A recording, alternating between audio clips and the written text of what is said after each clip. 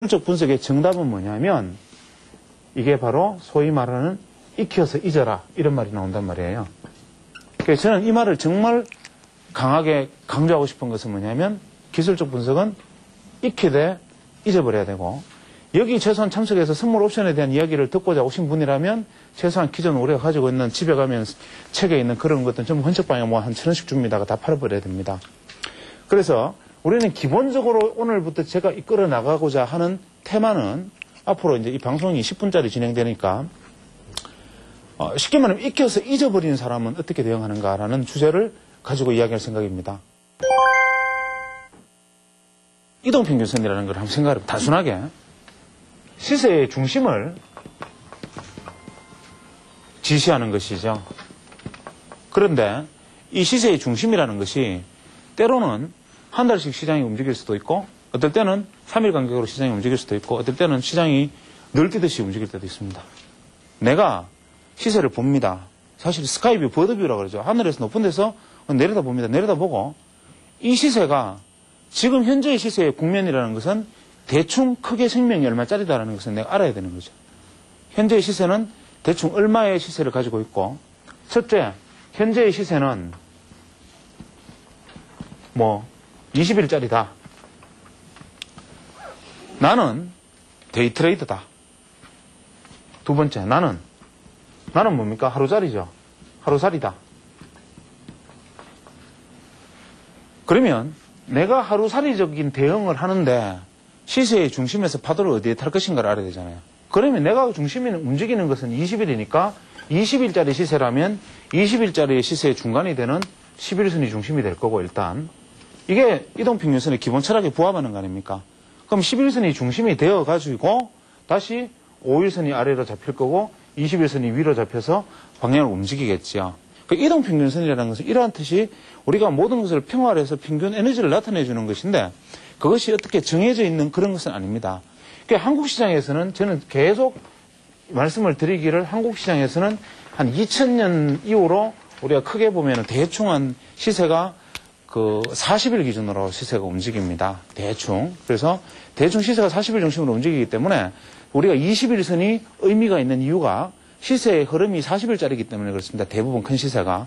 그래서 우리가 21선이라는 것을 굉장히 지금도 강고하게 생각을 굳히고 있지만 그것이 그렇게 큰 오류를 범하지 않는 제일 큰 이유는 현재 한국 시장이 대충 40일짜리 시세에 따라서 시세의 흐름이 움직이기 때문에 그럴 뿐이지요.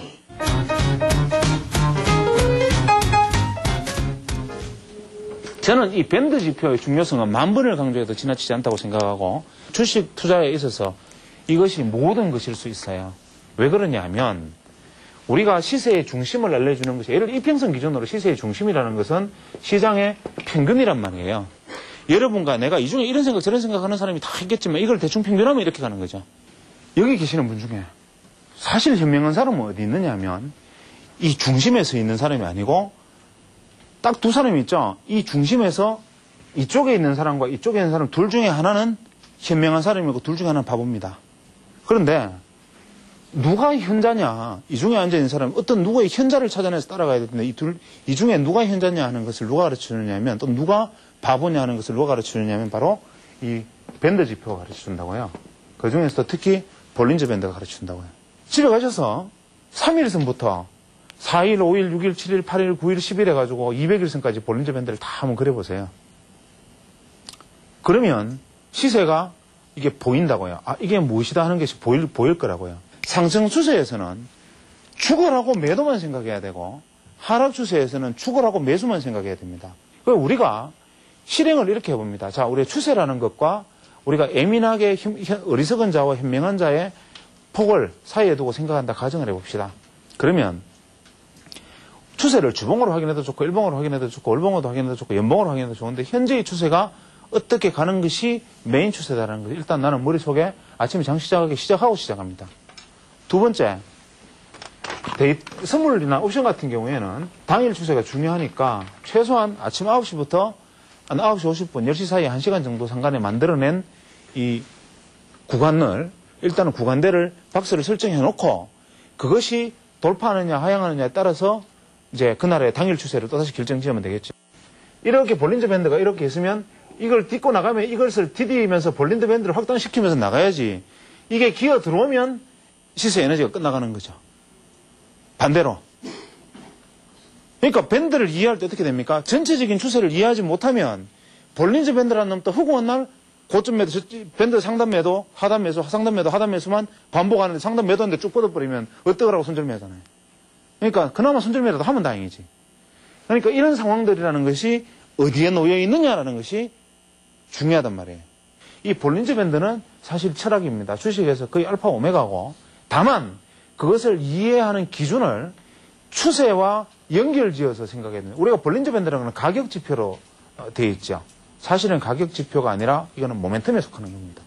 그래서 우리가 주식 투자, 특히 선물 옵션 투자하는 분들에게 제가 가장 강조하고 싶은 것은 뭐냐면 40일 볼린저 밴드를 주추세로 항상 먼저 이용을 하고, 대한민국 역사상 40일 볼린저 밴드를 째고 상단으로 나간 역사는 거의 없습니다. 볼린저 밴드는 중심선의 수치가 낮으면 낮을수록 밴드는 단단합니다. 밴드 폭은 중심선의 크기가 작으면 작을수록 밴드는 콘크리트입니다. 그 매수 매도를 반복하는 거지요. 이 중심선의 크기가 크면 클수록 볼린저 밴드는 허접합니다.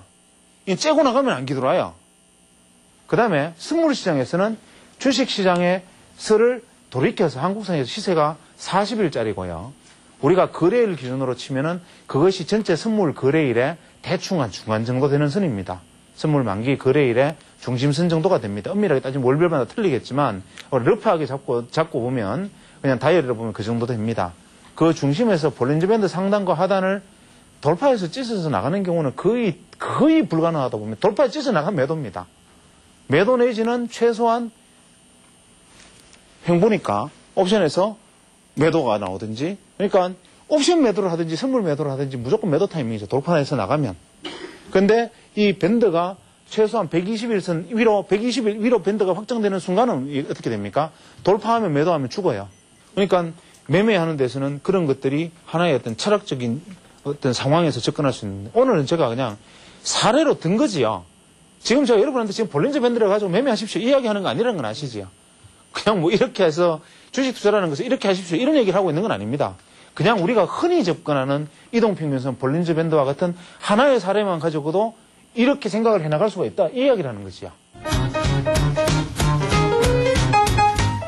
기술적 부분은 그런 겁니다. 그냥 우리가 통상적으로 알고 있는 그런 것들은 아니고요. 그 중에 진짜 버려야 되는 악질적인 기술적 분석이 뭔지 압니까? 뭐 세력주 쫓는 법, 뭐 급등주 따라다니는 법, 뭐 예를 들어서 한꺼번에 500% 수익 내기 이런 거 있잖아요. 근본적으로 이야기가 안 되는 거란 말이에요. 이건 지가 버려야 되잖아요. 이렇게 되면 그거 가지고 남한테 팔아먹으면 자기가 붙답니까? 그걸 가지고 남한테 그건 자비를 베풀게? 그런 거 아니잖아요. 자비를 베풀면 그냥 베풀어야지. 이건 안 되는 거예요. 이런 거 따라다니지 마세요. 따라다니지 말고 그 시간에 그냥 이평선 하나 가지고 생각해 보세요. 제가 그냥 공부했던 과정을 그냥 잠깐 이야기하면 저는 나중에는 하다가 나중에 미쳐버릴 것 같더라고요. 자다가도 새벽 3시에 이렇게 자다가도 이거다 싶으면 벌떡 일어나서 컴퓨터 끄고 막 그런 과정을 막 겪어봤어요. 막 겪어보다 보니까 나중에는 저는 차트를 어떻게 보느냐, 그냥 멘봉만 띄워놓고 봅니다. 이동평균선도 안 띄워놓고 보조지표도 안 띄워놓고 볼린저 밴드도 사실 안 띄워놓죠. 멘봉만 따로 움직이는 걸 보고 있으면 대단히 외람된 말씀이지만 제가 익혀서 잊으라라가 무슨 소리냐 하면, 캔들을 보고 있으면 내 머릿속에서 이게 현재 RSI, 스타캐스트, MACD, 밴드까지, 폭까지 사실 그 안에서 가상으로 다 그려져야 됩니다. 그건 뭐냐면 그만큼 열심히 생각하고 봤다는 거죠. 그렇게 보는 사람들 하고 있지 않습니까? 그 사람들이 강연하는 걸 따라다니거나 책 보고 하는 사람들하고 싸우려고 그러면 안 됩니다. 내가 준비를 안 하고 뛰어들어가지고 싸움이 됩니까? 안 되지. 그것이 주식 투자의 기본입니다. 그것이 바로 기술적 분석에 대한 제 생각이고, 뭐 이야기는 앞으로도 계속 끌어가겠지만 일단 오늘까지 주제는 그냥 일단 이 정도 하겠습니다. 맹목적으로 기교를 따르기보다는 스스로 분석하고 공부하는 습관을 가져라. 그리고 언제 어디서나 기본에 충실해라. 슈걸의사의 아주 특별한 메시지. 다음 주에도 계속됩니다.